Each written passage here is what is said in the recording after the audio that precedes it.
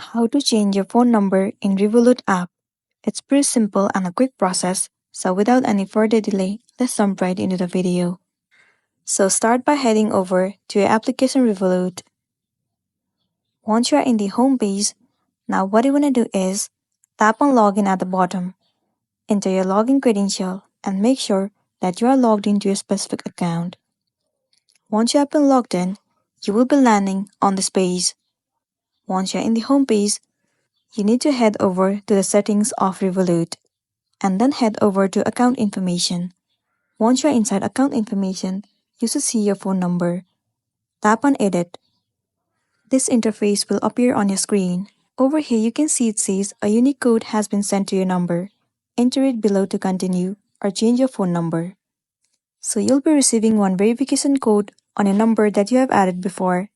Copy that number and enter it in this section. Once done, enter the new number that you want to add to Revolut account. And then tap on confirm. After that, you'll be good to go. So that's the wrap for this video. If it was helpful, give it a like and check out our next tutorial. Thank you.